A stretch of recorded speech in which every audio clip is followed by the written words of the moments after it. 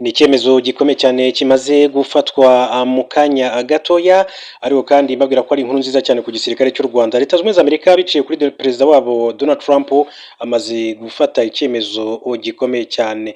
Hanyuma mbere gato ko tugaruka kuri iyo nkuru ndabaza mbaye inshamake y'amakuru ingenzi agezweho, hanyuma reka tuhere mu gihugu cya Kenya. Muri Kenya polisi yafunze abarenga 110 bari mu myigaragambyo. Polisi ya Kenya yatangaje ko yataye muri yombi abantu 118 bakoze ibyaha birimo ubujura bitwikiriye imyigaragambyo yatangiye ku itariki ya 18 Gicurasi 2026 igamije kwamagana izamuka rikabije ry'ibiciro by'ibikomoka kuri peteroli. Iyi myigaragambyo yatangiye mu gitondo ituje, ariko byageze aho abiganjemo urubyiruko bahangana n'abapolisi bari bagiye kuyikumira, bangiza ibikorwa remezo, basahura amaduka, banabuza ibinyabiziga kunyura mu mihanda. Yatije umurindi yatangijwe n'abatwara abagenzi mu buryo bwa rusange mu modoka zizwi nka matatu, batangaje ko bahagaritse akazi bamenyesha leta ko bazagasubukura mu gihe leta ya Kenya izaba yagabanyije ibiciro bya lisansi na mazutu. Abigaragambya bavuzweho kumara amasaha menshi cyane bafashe bugwate centre ya Kitengela kuva mu gitondo cyo kuwa 18 Gicurasi, batemerera abatwara ibinyabiziga kunyura umuhanda waho, barasenya ndetse baranasahura nta kibakoma nkokora. Umuyobozi wa polisi mu karere ka Kajiado yitwa Alex Shikondi yatangaje ko hari imodoka zitagira ibirango zavanaga amabandi yitwikira imyigaragambyo mu bice bitandukanye ziyajyana muri Kitengela kugira ngo kandi ahakorere ibyaha. Shikondi yagize ati tuzareba muri CCTV kamera zashyizwe ku nyubako ziri hafi kugira ngo tumenye izo modoka, abari bazirimo n'icyo bari bagamije, kandi bazamenyekana bazahanwa n'amategeko. Hari amakuru avuga ko mu ijoro ryo ku itariki ya 17 Gicurasi imodoka enye z'amatatu zifite imyanya 14 yo kwicaraho zagaragaye muri Kitengela zipakurura abantu ahantu hijimye, bigakekwa ko bari mu bakoze ubugizi bwa nabi. Polisi ya Kenya yatangaje ko mu bantu 118 batawe muri yombi bakekwaho ibikorwa bitemewe byakorewe mu myigaragambyo, harimo 74 bafatiwe mu majyaruguru ya Kajiado n'abandi 44 bafatiwe muri Kitengela, bakaba kandi bazagezwa mu rukiko kugira ngo baburanishwe ku byaha birimo ubujura. Shikondi yasobanuye ko mu gitondo cyo kuri wa 19 Gicurasi umutekano waramaze kandi kugaruka muri Kitengela, abashoferi bongera gukora kuko hoherejwe abashinzwe umutekano benshi, ariko abakozi ba leta bo bakaba bari babaye baretse gusubira mu kazi. Muri amakuru kandi mu buryo bw'inshamake, reka mbabwire ko hari amakuru avuga yuko ubutegetsi bwa Repubulika ya Demokarasi ya Kongo bwatangiye kwifashisha icyorezo cya Ebola cyagaragaye bwa mbere mu mujyi wa Bunia nk'intwaro yo kwisubiza mu mujyi wa Goma bumaze umwaka urenga bwambuwe n'ibiro rya 23. Tariki ya 18 Gicurasi 2026 Minisiteri y'Ubuzima muri Repubulika ya Demokarasi ya Kongo yatangaje ko kugeza uwo munsi abantu 131 bo muri Bunia mu ntara ya Ituri bari bamaze kwicwa na Ebola, mu barenga 510 bikekwa ko baba baranduye iki cyorezo. Alliance Fleuve Congo M23 yasobanuye ko umuntu umwe wabonetse tariki ya 17 Gicurasi ari we bimaze kwemezwa ko yanduye Ebola igoma, ishingiye ku bisubizo byavuye mu bipimo 27 bimaze gufatirwa muri laboratoire y'igihugu iri muri mujyi wa Goma.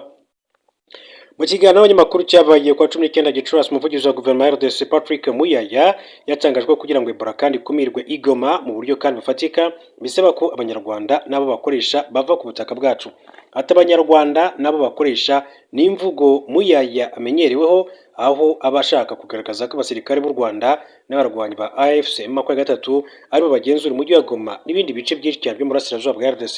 Leta y'u Rwanda yatewe twatsi ibirego kenshi igaragaza ko nta ruhare ingabo z'iki gihugu zifite makimbirane yo muri RDC, isaba ubutegetsi bw'i Kinshasa kandi gufata inshingano bukayakemura kuko areba abanyekongo gusa. Umuyobozi wa AFC M23 Corneille Nangaa yatangaje ko amagambo ya Patrick Muyaya agaragaza uburyo leta ya RDC kandi itaye kuguhangana n'iki cyorezo nyuma yaho yanze guha laboratoire nkuru y'igihugu amafaranga ayifasha gukora akazi neza kayo. Yagize ati ikibazo cy'icyorezo ntikigomba kandi guzwa na politike, ntikiba cyitaye ku mipaka, ku bari ku rugamba, ntikigira politike kibogamiraho. Uyu munsi cyagaragaye Goma na Bunia, ejo gishobora kugera muri Uvira, Kalemi, Kinshasa cyangwa se mu kindi gice cy'igihugu mu gihe hatafatwa ingamba zihuse zikomeye zihuriweho kandi udashingiye ku nyungu za politike. Nanga ibukije leta ya RDC ko ubuzima bw'abanyekongo budakwiye kujyanwa mu mibare ya politike, bityo ko iki cyorezo kandi kidakwiye kuba impamvu yo gushaka kwisubiza ibice yambuwe igoma n'ahandi yifashishije imbaraga zirimo iz'igisirikare.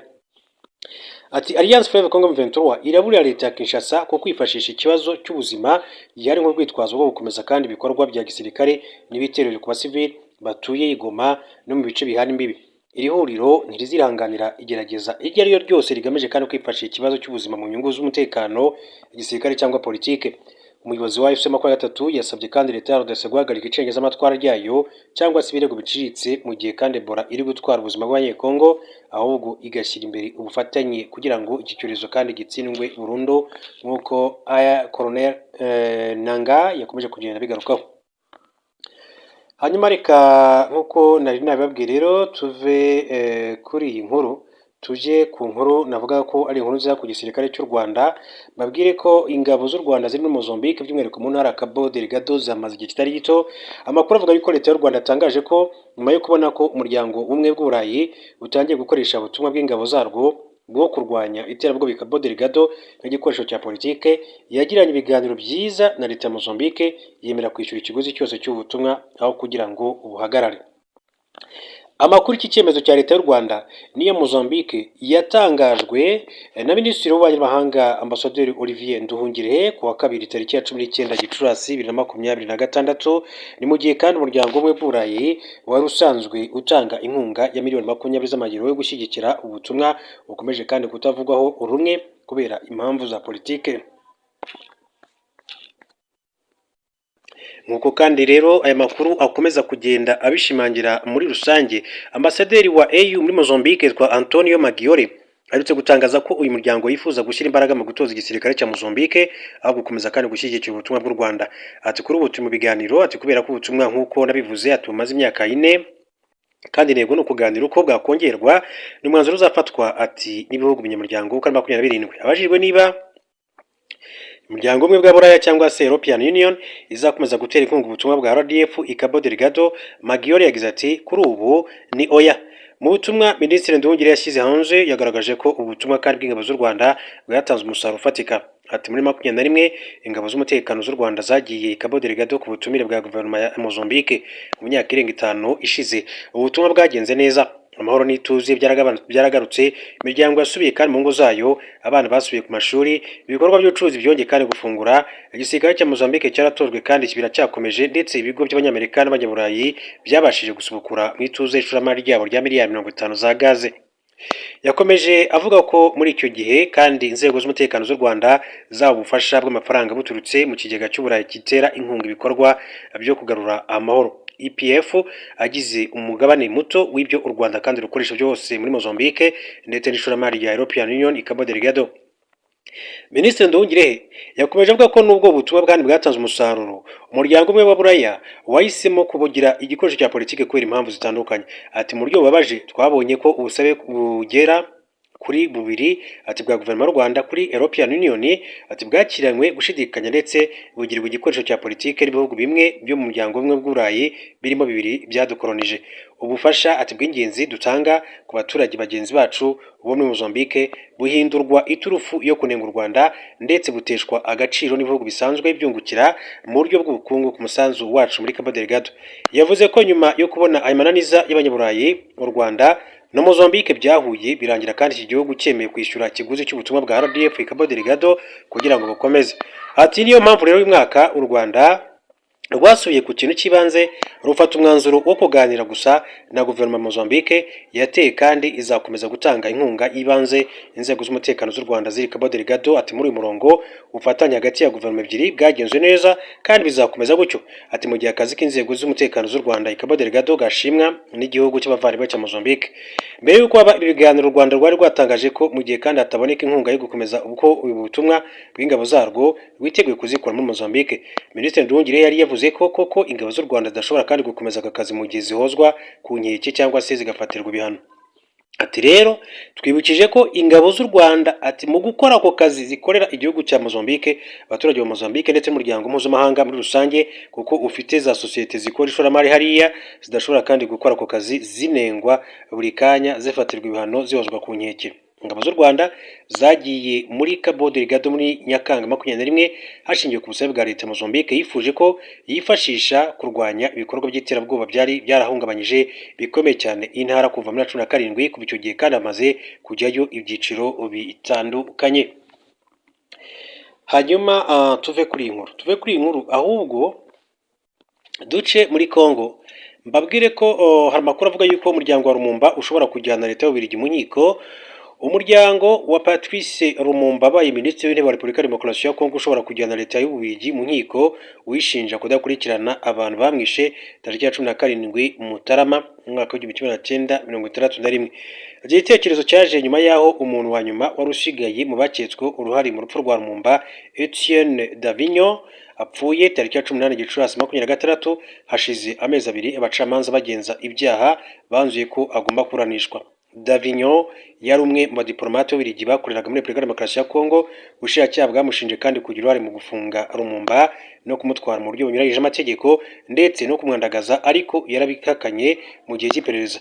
Umuryango wa Lumumba wari witeze byinshi cyane ku rubanza rwa Davignon, birimo guhishura amakuru ataramenyekanye ku rupfu rw'uyu munyekongo uharaniye ubwigenge bwa RDC ndetse no guhabwa indishyi. Mwishywa wa Lumumba witwa Jean-Jacques Lumumba ntiyumva uburyo Ababiligi bagera ku 10 barimo abahoze ari abakozi mu rwego rwa gisivili, abapolisi n'abashinzwe iperereza bashinjwaga uruhare mu rupfu rw'umuntu wabo bataburanishijwe. Jean-Jacques Lumumba abona ko leta y'Ububiligi yahaye Ababiligi igihe gihagije kugira ngo bapfe bataryojwe uruhare bashinjwa mu rupfu rwa Lumumba, bityo ko nayo yakabaye kandi bibazwa. Ikinyamakuru Jeune Afrique cyatangaje ko gifite amakuru avuga ko abanyamategeko b'umuryango wa Lumumba bari gutekereza ku kuba bashoza urubanza rw'indishyi kuri leta y'Ububiligi. Ubu tuvugana uyu munsi wa none Perezida wa Croatia yitwa Zoran Milanovic akaba yanze ambasaderi wari wemejwe na Israel ngo ahagararire igihugu cye i Zagreb. Ibi byatangajwe n'ibiro by'umukuru w'igihugu muri Croatia mu itangazo byashyize hanze tariki ya 18 Gicurasi 2026. Itangazo rivuga ko Perezida wa Croatia Zoran Milanovic ntabwo azigera yemeza ubusabe bwa ambasaderi wa Israel mu gihugu cyacu kubera ko atemeranya na politiki ya Israel. Croatia yagaragaje ko Israel yarenze ku mabwiriza itangaza uzarihagararira igihugu cyabo muri Croatia mbere yuko perezida w'iki gihugu babyemeza. Bakomeje kandi bavuga ko perezida wa Croatia atazigera ahindura icyemezo yafashe kabone nubwo Israel yagerageza kandi kumushyira igitutu mu ruhame cyangwa se binyuze mu buryo bwa politiki. Biteganijwe ko manda ya Gary Cohen usanzwe ari ambasaderi wa Israel muri Croatia izarangira mu mpera za Gicurasi. Mu gihe guverinoma ya Croatia kandi itari yemeza neza ambasaderi mushya wa Israel muri iki gihugu, biteganyijwe ko witwa Nissan Amdol wari usanzwe ari charge d'affaires muri iri ambasade ari uzahita kandi ufata uyu mwanya kuko byo bidasaba uburenganzira bwa perezida. Umubano wa perezida wa Croatia na ambasaderi wa Israel muri icyo gihugu wari umaze iminsi kandi uhagaze neza kubera ibyo Cohen aheruka gutangaza kuri ambasade ya Iran muri iki gihugu avuga ko yuzuyemo ubutasi bwa Iran. Ibyo byatumye Perezida Milanovic amuhamagaza mu biro bye ngo asobanure neza ibyo yatangaje n'impamvu yabitangaje. Minisitiri w'ububanyi n'amahanga wa Israel yitwa Gideon Sa'ar yavuze ko ibyo Perezida wa Croatia yavuze byari byuzuyemo urwango ku banya-Israel n'abayahudi. Milanovic ni umwe mu bayobozi b'ibihugu ku isi bakunze kumvikana banenga cyane ibikorwa bya Israel byo gushoza intambara muri Gaza, aho hapirimo abantu benshi cyane ubu tuvugana. Akaba rero ari umwuka mubi ukomeje gututumba hagati y'ibyo bihugu byombi, yaba Israel ndetse n'igihugu cya Croatia.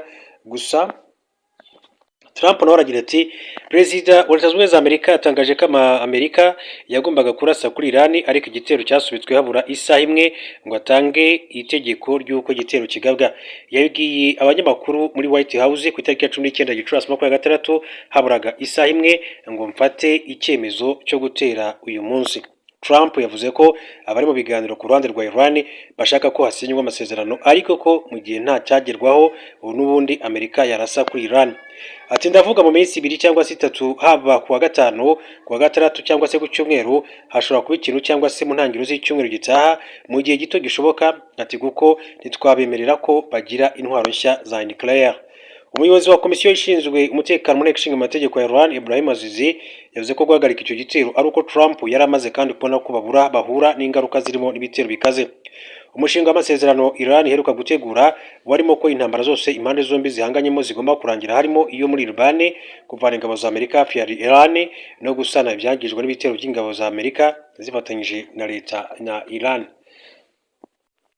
akaba rero ari ibyo bikomeje kujya bivugwa. Reka duce mu gihugu cy'u Burundi, hari amakuru nahabonaga yavugwaga, ariko reka tubanze dukomeze kuri iyi nkuru mbabwire ko ati nimugaruka ku rugamba muzabona gutungurwa kwinshi. Yitwa Arigaci asubiza Trump. Minisitiri w'ububanyi n'amahanga wa Iran yasubije amagambo ya Perezida Donald Trump wakangishije ko bashobora kandi kongera gutera Iran. Abbas Arigaci yagize ati mumenye neza ko nimugaruka ku rugamba muzahura no gutungurwa kwinshi cyane kandi gushya. Arigaci yanditse ku rubuga rwa X ko nyuma y'amezi Amerika iteye Iran, inteko ishinga amategeko ya Amerika yemeje iraswa ry'indege zirenga 10 z'agaciro ka miliyari z'amadolari. Yongera ati ubu byamaze kwemezwa ko igisirikare cyacu aricyo cya mbere ku isi cyahanuye za ndege z'intambara zamamaye nka F-35. Mu gusoza ubutumwa bwe yavuze ko mu masomo twize ati n'ubumenyi twungutse mumenye neza ko nimugaruka ku rugamba muzabona gutungurwa kwinshi gushya. Trump ejo yavuze ko bahagaritse igitero kinini cyane kuri Iran nyuma y'ubusabe bw'ibihugu byo mu kigobe, ariko akangisha ko igihe hatagerwa ako kumvikana Washington ishaka igihe cyose biteguye guhita batera Iran.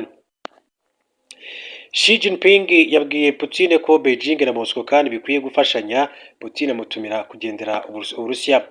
Intumwa z'Ubushinwa n'iz'Uburusiya ziriko zirabonana kandi muri umwanya mu ngoro y'inkuru y'abanyagihugu mu Bushinwa. Abashikiriza ijambo mu ryo kugurura iyi nama, Perezida w'Ubushinwa Xi Jinping yabwiye Perezida w'Uburusiya Vladimir Putin ko ivyo bihugu bibiri bikwiye kandi gufashanya mu bijyanye n'iterambere ndetse no kongera inguvu ubuzima bwiza bw'ibihugu byombi, nk'uko ibimenyeshamakuru bya leta y'Ubushinwa byabitangaje. Perezida Putin yaravuze ko imigenderanire hagati y'Uburusiya n'Ubushinwa iri ku rugero itari bwigere kandi ishika ko imbere yaha. Putin yatumiye Xi Jinping kugendera Uburusiya mu mwaka uza. Yashimangiye ko imigenderanire kandi hagati ya Beijing na Moscow ifasha mu gutsimbataza ituze ku isi yose. Xi aheruka kugendera Uburusiya mu kwezi kwa gatanu mu mwaka uheze wa 2025. Vladimir Putin na Xi Jinping kandi bakaba barahuriye Beijing nyuma y'iminsi Trump nawe ahagiriye uruzinduko muri kiriya gihugu. Hanyuma Ebola ikomeje guteza ikibazo gikomeye cyane. Gusa ikiza cya Ebola kimaze kwica abantu bagera kuri 31 muri Repubulika Demokarasi ya Kongo, ishobora kandi kuba kirimo kwirakwira vuba kurusha uko vyibazwaga mbere, nk'uko uhagarariye ishami rya ONU ryita ku buzima bitangaje. Dr Anne Ancia yabwiye BBC ko uko iki kigo kirushaho kandi gukora isuzuma ariko bagenda babona ko iyi Ebola kandi yakwiriye no mu bindi bice byinshi. Kugeza none kwa kabiri vyemejwe abantu 513 bakekwaho iyi ndwara muri Repubulika Demokarasi ya Kongo, mu gihe hari n'uwo imaze kandi kwica muri Uganda. Ariko ikigo gikurikirana indwara MRC Centre for Global Infectious Disease Analysis kwa mbere cyatangaje ko gifite ivyerekana ko bishoboka ko abafite iyi virusi barenga 1000. Umukuru wa OMS Dr Tedros Adhanom Ghebreyesus yatangaje mu cyumweru gishize ko ikiza giteje isi yose inkeke. Yaravuze ko angayikishijwe cyane n'ingano no gukwirakwira vuba kw'iyi virusi. Hari ubwoba ko yaba ari maze ivyumweru ikwirakwira mbere yuko iboneka bwa mbere tariki ya 24 Mata mu mujyi wa Bunia muri Ituri. Ubwoko bushya bw'iyi virusi ya Ebola bahaye izina rya Bundibugyo nta rukingo bufite. OMS kandi irimo gusuzuma niba indi miti ishobora kandi kwirinda, nk'uko amakuru akomeza kubishimangira. Reka mbashimire kandi bifurize kumeza kugira ibihe